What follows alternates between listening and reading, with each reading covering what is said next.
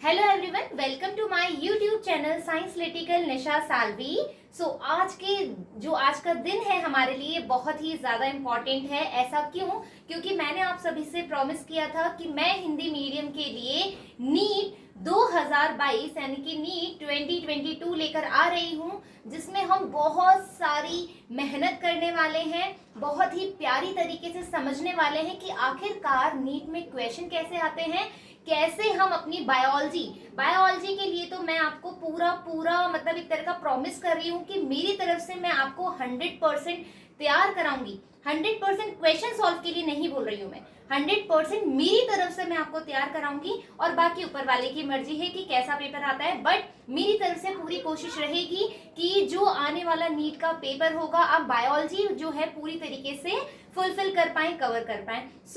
आज का जो हमारा टॉपिक है नीट का, वो है इम्यूनिटी यानी कि प्रतिरक्षा।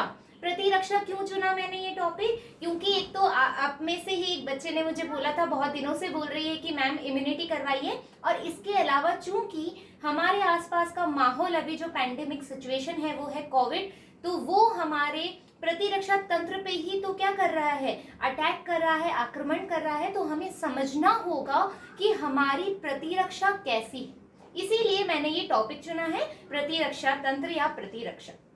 चलिए आइए स्टार्ट करते हैं हमारी प्रतिरक्षा।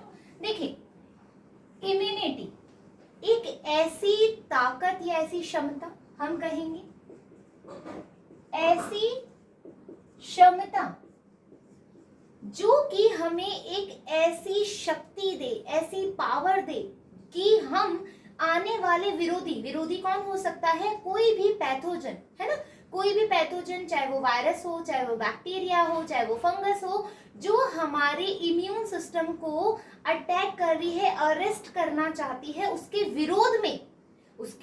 विरोध में हमारे शरीर में भी कुछ ऐसी एक शक्ति होती है, एक ऐसी क्षमता होती है जो उसको क्या करे, उसको मात दे, उस अटैकर को हम जड़ से निकाल फेंके। और ऐसी ही क्षमता हमारी क्या कहलाती है, प्रतिरक्षा कहलाती है। यानी कि हम कह सकते हैं कि जो भी हम कहें प्रतिजन, है ना, प्रतिजन के विरोध में, ठीक है, प्रतिजन के विरोध में ऐसी क्षमता जो कि हमें बचाए, उसको हम क्या कह रहे हैं, प्रतिरक्षा कह रहे हैं। ये डेफिनेशन समझना इसलिए भी जरूरी है।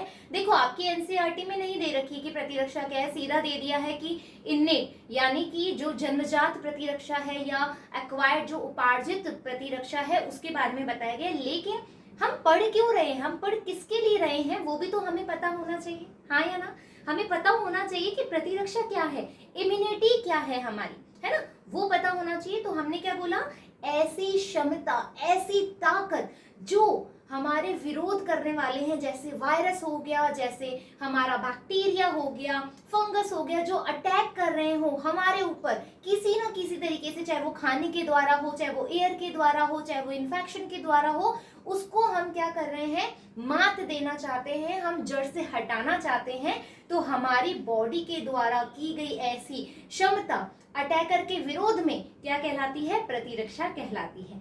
अब देखिए, अब हम देखेंगे कि प्रतिरक्षा होती कितने प्रकार की है। सो हम बोलेंगे कि ये 2 प्रकार की होती है मुख्यतः। कौन कौन सी? आइए, 2 प्रकार की प्रतिरक्षा होती है, लिख दूं यहाँ एक बार, 2 प्रकार की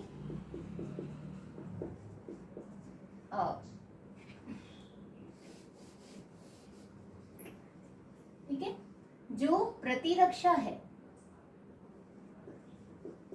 2 प्रकार की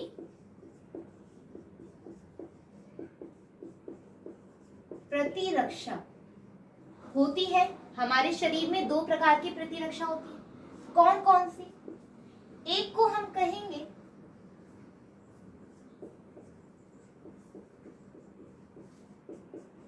इन्नेट इम्यूनिटी,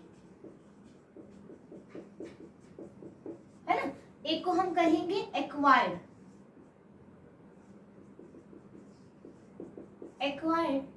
या फिर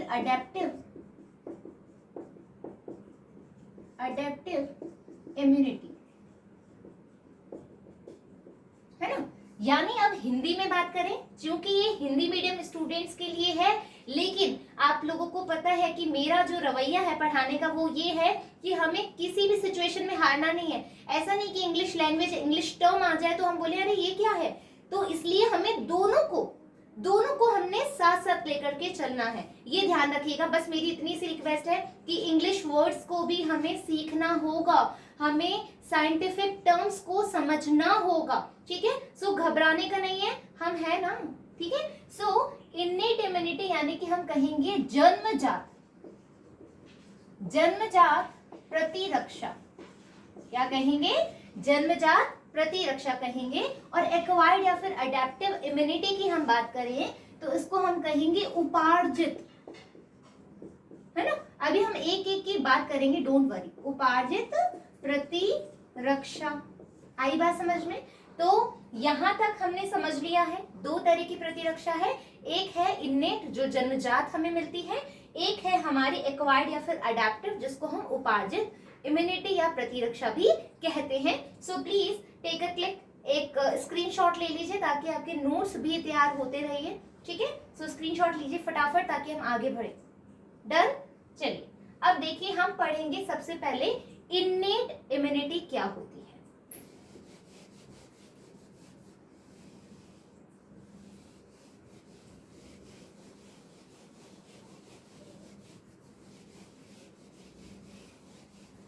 ठीक है, इन्नेट इम्यूनिटी हम पढ़ेंगे पहले।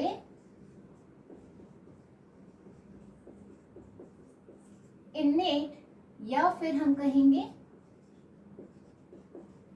जन्मजात प्रतिरक्षा या फिर इन्नेट इम्यूनिटी, ठीक है, जन्मजात प्रतिरक्षा। अब देखो नाम में ही काम है। जब भी आप बायोलॉजी की बात करते हैं बेटा, जीव विज्ञान की बात करते हैं, तो हमने इतनी बार आपको बताया है कि जो विज्ञान है उसके अंदर जो भी नाम दिया जाता है वो उसके काम के आधार पे दिया जाता है, ठीक है। जो या तो उसकी उत्पत्ति के आधार पे दे दिया जाएगा या उसके फंक्शन के आधार पे दे दिया जाएगा, या हम कहेंगे कि वो किससे एसोसिएटेड है उसके आधार पे दे दिया जाएगा। मतलब उसको रटने की जरूरत नहीं होती है हमें बायोलॉजी में। तो हमें टर्म्स को समझना है कि बोलना क्या जा रहा है। जन्मजात यानी कि जन्म से ही मिलने वाली ऐसी प्रतिरक्षा जो कि हमें बॉडी में मिल रही है, ठीक है। तो हम क्या बोलेंगे कि हमें बाय बर्थ मिल रही है ना। बाय बर्थ बोले तो जन्म से ही, है ना, बाय बर्थ हमें मिल रहा है। ये बचपन में हमें अपनी मम्मा से, हमारे पापा से, हमारी फैमिली से जो हमारा इम्यूनिटी मिला है हमें, वो कैसी होती है, इन्नेट इम्यूनिटी कहलाती है या जन्मजात प्रतिरक्षा कहलाती है। बाय बर्थ हमें मिलती है। पहली इसकी क्या है, क्वालिटी है, ठीक है। दूसरी बात देखिए, दूसरी बात है कि ये जो है वो है नॉन स्पेसिफिक। नॉन स्पेसिफिक यानी कि ये किसी के लिए स्पेसिफिक बोले तो हम कहेंगे कि सभी के लिए एक ही तरह की प्रक्रिया दिखाती है। तो मैं इसको ऐसे लिख देती हूं, सभी के लिए या सभी पैथोजन के लिए, ठीक है, सभी पैथोजन के लिए एक ही तरह से विरोध करती है, ठीक है। इससे ज्यादा आपको याद भी हो जाएगा, एक ही तरह से विरोध करती है, ठीक है। एक ही तरह से विरोध कर रही है। कौन, नॉन स्पेसिफिक। स्पेसिफिक बोले तो मतलब बैक्टीरिया आ रहा है तो बैक्टीरिया को भी सेम वेलकम है। यदि हम वायरस आ रहा है वेलकम कर रहे हैं। वेलकम कैसे, ऐसा थोड़ा, दो तरीके के वेलकम होता है, एक तो मुक्की वाला डिशुम और एक आरती वाला। तो हम कौन सा वेलकम कर रहे हैं, मतलब हमारी इम्यून सिस्टम जो है, जो हमारी इन्नेट इम्यूनिटी है, वो कैसा वेलकम कर रही है, एकदम घौसे वाला, आ जाओ, है ना। वायरस आ रहा है, घौसा मारा। फिर हमने बोला कि हाँ हमारा फंगस आ रहा है, ये लो घौसा। कोई भी पैथोजन जो हमारे बॉडी के लिए बहुत खतरनाक हो उसका हम वेलकम कैसे कर रहे हैं, प्रतिरक्षा हमारी वेलकम कैसे कर रही है, एक ही तरीके से, मतलब मुक्का ही मारी, वो लात मारी नहीं रही, समझ गए आप।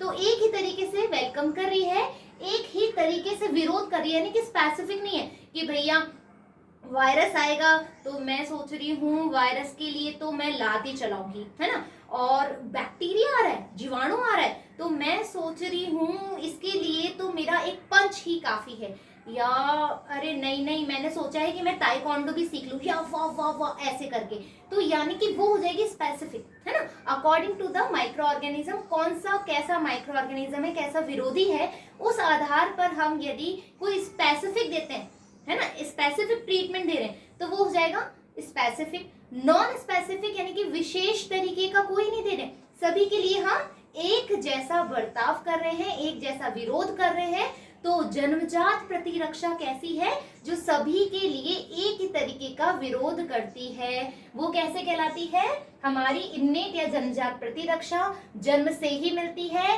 कैसी होती है, नॉन स्पेसिफिक होती है। और एक और बात, हम कहते हैं कि ये जनरलाइज भी होती है।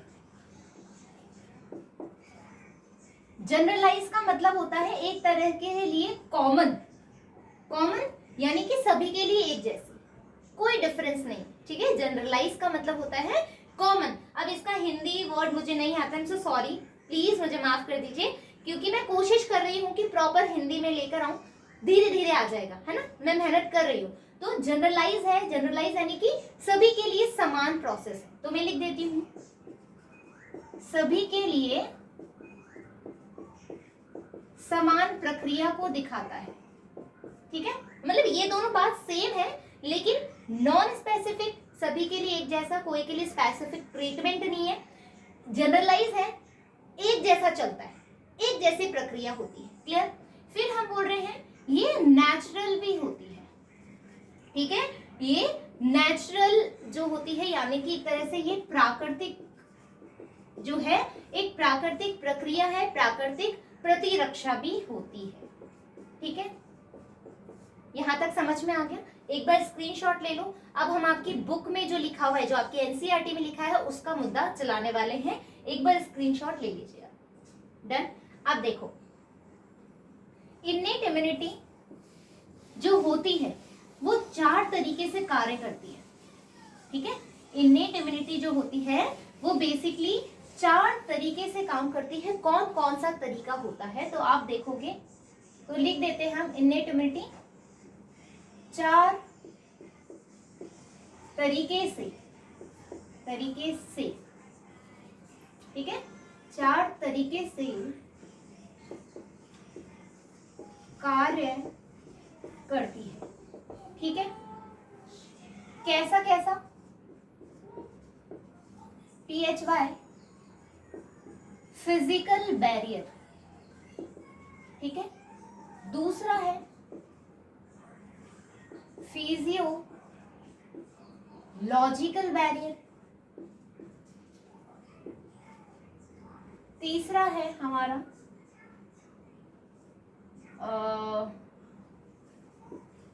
साइटोलॉजिकल बैरियर,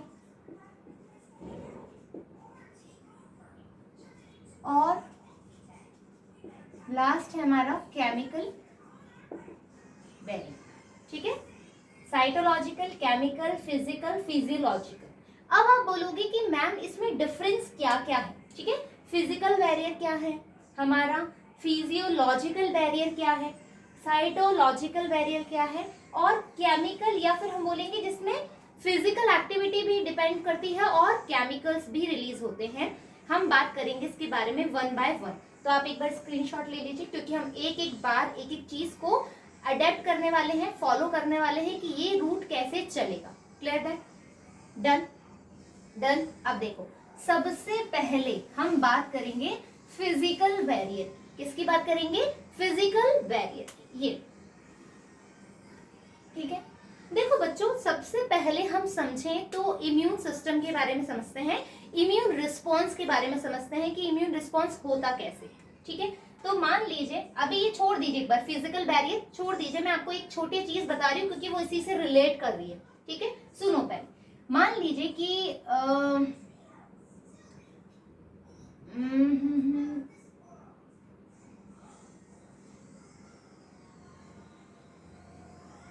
ठीक है, ये कोई हमारा एक, ठीक है, ये कोई हमारा एक बंदा है ना, बंदा है हमारा कोई एक, और इसके बॉडी में, है ना। इसकी बॉडी में क्या चल रहा है, कोई भी अटैकर आ गया, अटैकर बोले तो मान लेते हैं कि अपन बैक्टीरिया को ले चले, है ना। ये आ गया हमारा बैक्टीरिया, ये लो, बैक्टीरिया कैसा है, दुश्मन जैसा है, ठीक है। बैक्टीरिया कैसा है, दुश्मन है, अटैकर है। ये बैक्टीरिया इस बंदे की बॉडी में चला गया, ठीक है, चला गया। तो अब इसके अंदर क्या है, दो तरह के रिस्पॉन्स होंगे, क्या होंगे, दो तरह के रिस्पॉन्स होंगे। ये दो तरह से जो इस बंदे की बॉडी है वो रिस्पॉन्स देगी, ठीक है, रिस्पॉन्स देगी। कैसे कैसे देगी, देखो बेटा, हम यदि एक ग्राफ की बात करें, हमें ग्राफ से रिप्रेजेंट करें, देखो जरूरी नहीं है कि जो एनसीईआरटी की लाइन है मैं उसी चीज को बताऊं, वो तो बतानी ही है, लेकिन एक्स्ट्रा नॉलेज देने से क्या फायदा होगा, एक्स्ट्रा नॉलेज देने से क्या फायदा होगा, आपको हर चीज रटनी नहीं पड़ेगी, आप बिल्कुल कोरिलेट करोगे कि ऐसा हुआ तो ये चीज हो सकती, ये लो टिक लगा दिया, ये ऐसा हुआ तो ये चीज टिक लगाते थे। इस तरीके से मैं आपको पढ़ा रही, रटाने वाला नहीं। तो इस जब ये हमारे बैक्टीरिया जो है, जीवाणु जो है इस बंदे की बॉडी में चला गया, तो बॉडी किस तरीके से प्रतिक्रिया कर रही है, तो बॉडी क्या कर रही है, मान लो यहाँ पर हम बोल रहे हैं कुछ हमारे सेकंड्स हैं, कुछ हमारा फिर हम बोल रहे हैं कि मिनट हो गया, फिर आवर हो गया, फिर वीक्स हो गए, फिर मंथ हो गए और फिर ईयर्स हो गए, ठीक है। इस तरीके से हमने डाला। तो अब जब अटैकर आया, है ना, अटैकर आया तो हमारी बॉडी ने कुछ इस तरीके से रिस्पॉन्स दिया, ठीक है। पहले टाइम में जब रिस्पॉन्स आया तो हमारी बॉडी ने कुछ इस तरीके का रिस्पॉन्स दिया, इसको हम बोलते हैं इन्नेट इम्यूनिटी या फिर जन्मजात इम्यूनिटी, जो कि कैसी है, नॉन स्पेसिफिक है, कोई स्पेसिफिकली उसने काम नहीं किया है। उसने बोला है कि हाँ कोई भी आया, बैक्टीरिया आया, वायरस आया, सभी का एक जैसा स्वागत किया, और उसने क्या बोला कि हमने जैसे हम कहते हैं कि कोविड के सिम्टम्स हम बात करें तो आपको पता है स्नीजिंग हो रही है, मतलब जुकाम हो रहा है, खांसी हो रहा है, जो गला है हमारा वो ड्राई हो रहा है, हेडेक हो रहा है, फेवरिश हमें लग रही है बॉडी, मतलब हमारा तापमान जो है वो घट रहा बढ़ रहा है, बहुत सारे सिम्टम्स हैं। तो ये जो इनिशियल लेवल पे सिम्टम्स आते हैं वो कैसे होते हैं, प्राइमरी रिस्पॉन्स कहलाते हैं या प्राइमरी इन्फेक्शन होता है। तो ये प्राइमरी इन्फेक्शन पहली बार, ठीक है, पहली बार बॉडी में क्या आया है, कोविड का इन्फेक्शन हुआ है। तो हमारी बॉडी में जो इम्यूनिटी है, जो प्रतिरक्षा है, वो कौन सी वाली स्टार्ट हुई, जन्मजात। उसने सबका एक जैसा स्वागत किया कि हाँ भाई आ रहा है, जुकाम हो रहा है, फीवर दिखा रहा है, हमारे गले में दर्द कर रहा है, हाथ पैरों में अकड़न कर रहा है, तो उसने हमारे सिम्टम्स शो कर दिए। फिर क्या हुआ, फिर कुछ वीक्स में जब बहुत ज्यादा इन्फेक्शन बढ़ रहा है तो हमारी बॉडी की एक और इम्यूनिटी जो है वो रेज हो गई है, ठीक है। तो इसको हम क्या बोलते हैं, इसको हम बोलते हैं अडेप्टिव, यानी कि उपार्जित, लिख देती हूँ यहाँ पे, है ना, उपार्जित प्रतिरक्षा। अब क्या हुआ, इन दोनों में मैं इसलिए भेद समझा रही हूँ क्योंकि बहुत जरूरी है। इनिशियल लेवल पे जो प्रतिरक्षा काम कर रही है वो कौन सी है, हमारी इन्नेट यानी कि जन्मजात। ये कैसी होगी बेटा, ये होगी हमारी, ठीक है, फास्ट होगी, सॉरी कैसी होगी, फास्ट होगी, ठीक है। ये इम्यूनिटी कैसी होगी, फास्ट होगी, लेकिन ये इतना इफेक्टिवली वर्क नहीं करेगी, कि हाँ जड़ से उसको हटा दे। लेकिन कुछ समय बाद हमारी उपार्जित प्रतिरक्षा कैसे, अरे हाँ ये तो हमारा वायरस है ना।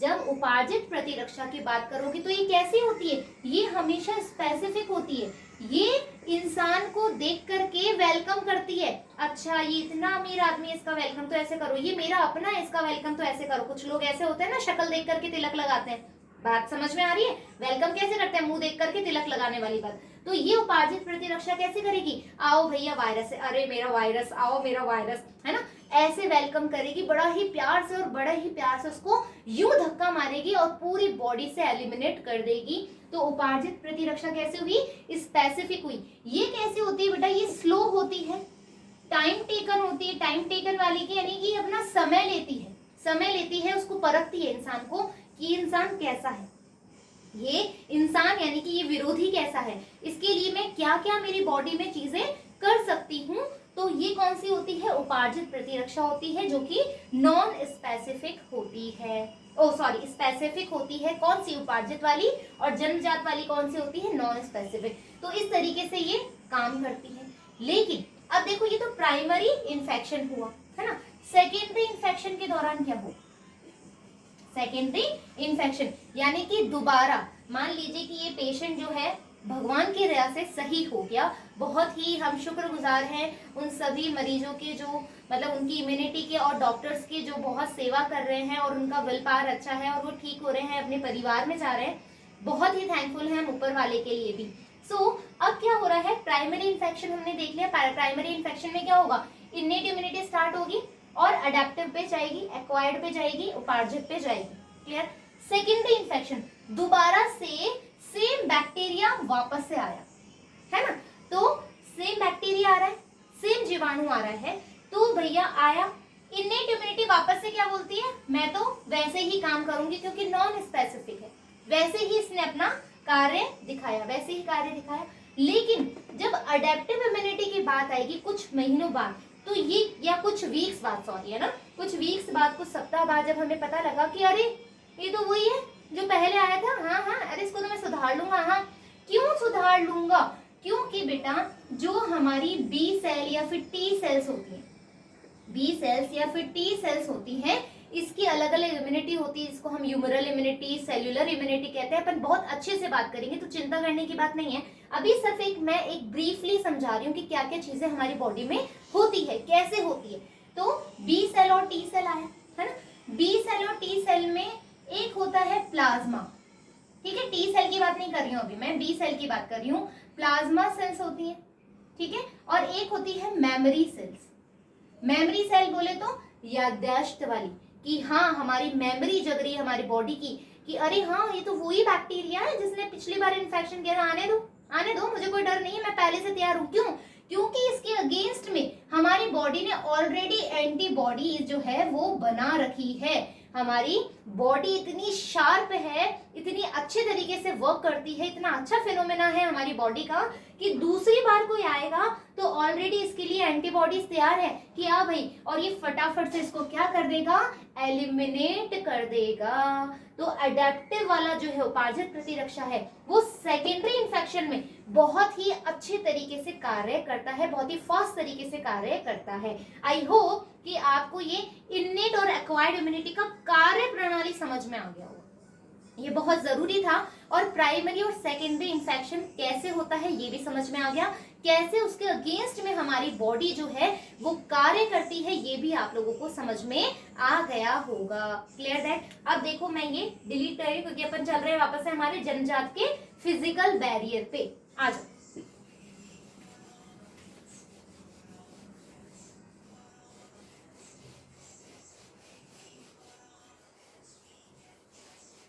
ठीक है। फिजिकल बैरियर में हम देखेंगे तो त्वचा हो गई हमारी, है ना, त्वचा हो गई। सबसे ज्यादा देखो हमारी बॉडी में जब एंट्री करते हैं तो ये हमारे को क्या करती है, एक गार्ड की तरह काम कर रही है। गार्ड हम बोले या हम कहें कि एक ऐसा प्रोटेक्शन प्रोवाइड करा रही है। ये हमें क्या देती है, हमारी त्वचा सुरक्षा प्रदान कर रही है। जैसे मान लीजिए ये हमारी कोशिका है ना, कोशिका है, या फिर हम कहें कि ये, अब ह्यूमन की बॉडी प्लीज हंसना मत, मेरे से ऐसी बनेगी, ये लो, ठीक है, ये लो, बड़ा सा स्माइली सा पर्सन है और इसके अंदर कोई भी जो राक्षस है हंसता हुआ आने वाला है, तो हमारी बॉडी में जब ये एंटर करेगा तो बाहर का जो त्वचा है, ये जो त्वचा है जो पूरी बॉडी में, हमारे पूरी बॉडी में हमारे पास क्या है, स्किन होती है, हाँ है ना, स्किन होती है, त्वचा होती है। तो त्वचा जो है वो क्या करेगी, सुरक्षा का कार्य करेगी और बाहर ही ऐसे यूं, मतलब जैसे मैं बोल रही हूँ कि करंट आने लगेगा, ये लो ये लो ये लो, मतलब वैसे करंट जनरेट नहीं करती, बस याद रखने का तरीका बता रही हूँ कि ये देखो, ये लो ये लो ये लो, जैसे तुम, अरे जैसे ये हमारा खेत है, खेत पे हम क्या लगाते हैं, बाड़ लगा देते हैं, बाड़ लगा देते हैं कांटों वाली। क्यों लगाते हैं, ताकि कोई भी हमारे खेत में जो भी फसल हो रही है उसको खराब ना करे। तो ये जो बैरियर है वो कौन करता है, त्वचा करती है। त्वचा क्या करती है हमारे, तुम्हें पता है, त्वचा क्या करती है, सुरक्षा का कार्य करती है, ये पेनिट्रेट ही नहीं होने देती, ये अंदर आने ही नहीं देती और बाहर से ही इसको एलिमिनेट कर देती है। तो ऐसा बैरियर क्या कहलाता है, फिजिकल बैरियर। फिजिकल यानी कि जो बाहर की जो शारीरिकी है ना, बाहर की जो शारीरिकी है वो ही हमें सुरक्षा प्रदान करे। ये किस में आती है, जन्मजात प्रतिरक्षा का पहला अवरोधक है फिजिकल बैरियर। क्या करता है ये, त्वचा इसमें हेल्प करती है, त्वचा सुरक्षा करती है। कोई भी जो वायरस है, बैक्टीरिया है, कोई भी पैथोजन है जो हमारे शरीर में एंट्री लेना चाहता है, तो ये उस कांटे वाली बाढ़ की तरह कार्य करेगी और कहेगी आके दिखा जरा, चुभेंगे तो तेरे को लहूलुहान तो तू भी होगा। तो ये क्या करेगी, त्वचा हमारी सुरक्षा करेगी। आ गई बात समझ में, फिजिकल बैरियर का पहला एग्जाम्पल समझ में आ गया। देखो बच्चों, मैंने पहले ही बोल रखा है, नीट में जो तुम्हारी एनसीईआरटी के अंदर एग्जाम्पल्स दिए हैं, they are very very very very very important, because of बहुत सारे क्वेश्चन जो होते हैं वो इन्हीं एग्जाम्पल से बन जाते हैं। सो प्लीज हर एग्जाम्पल्स को, हर उदाहरण को तुम्हें एकदम कंठस्थ कर लेना है, समझ लेना है। त्वचा तो क्यों, किस में आ रही है, फिजिकल बैरियर में आ रही है। क्लियर। फिर है हमारा म्यूकस। ठीक है, म्यूकस। म्यूकस क्या होता है, जैसे हमारे नाजल सिक्रेशन में एक चिपचिपा सा पदार्थ, देखो मेरे को बोलने में शर्म नहीं आती क्योंकि मैं साइंस की स्टूडेंट हूँ, ठीक है। चिपचिपा सा एकदम ऐसा अजीब सा वैक्स जैसा सा एक मटेरियल होता है जिसको हम नाजल सिक्रेशन भी कहते हैं, है ना। नाजल सिक्रेशन कहते हैं नाक में से बनने वाली जो गंदगी बनती है, जैसे तुम्हें जुकाम लग जाता है तो हमारे क्या होता है, नाजल सिक्रेशन होने लगता है, एक फ्लो सा बहने लग जाता है। ये क्या कहलाता है, ये अवरोधक का कार्य करता है, म्यूकस का कार्य करता है, हाँ या ना। इसके अलावा तुम देखोगे यदि गले के अंदर हम बोले कि हमारी जो लार ग्रंथि है, लार ग्रंथि जो है, मान लीजिए कि कोई इस बंदे की, है ना, इस बंदे के अंदर कोई गया, कोई गया, कौन गया भाई, कोई भी पैथोजन गया, है ना। पैथोजन मान लो यहाँ पर इसकी ट्रैकिया में जाना चाहता है, तो जो डाइजेस्टिव सिस्टम है वो कार्य करने लगेगा, है ना। जो डाइजेस्टिव सिस्टम कार्य करने लगेगा और यहाँ पर तुम्हें पता है गॉबलेट सेल्स होती है ना, गॉबलेट सेल्स होती हैं। ये गॉबलेट सेल्स के पास क्या होता है, ये लो ऐसा गॉबलेट सेल्स होती हैं और ये गॉबलेट सेल्स का क्या कार्य होता है, म्यूकस को जनरेट करना, है ना, एक स्त्रवण करने का कार्य करता है, म्यूकस बनाता है, चिपचिपा सा पदार्थ बनाता है। और ये चिपचिपा पदार्थ क्या करेगा, एक और कलर निकाल लेते हैं, एक मिनट रुको।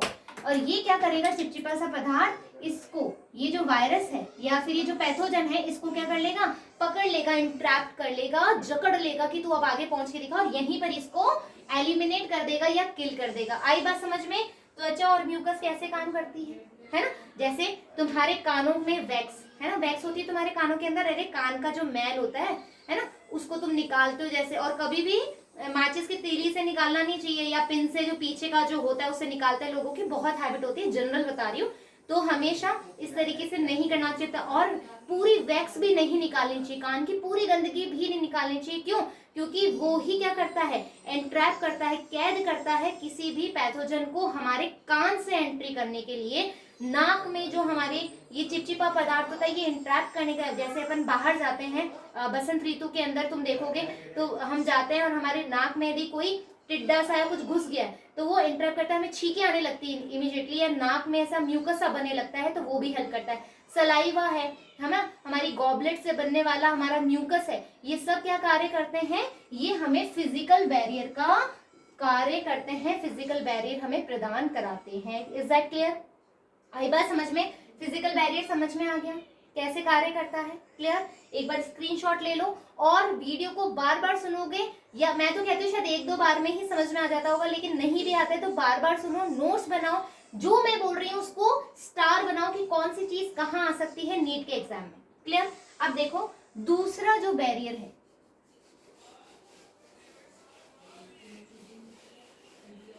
ठीक है, जो दूसरा हमारा बैरियर है वो है हमारा फिजियोलॉजिकल बैरियर।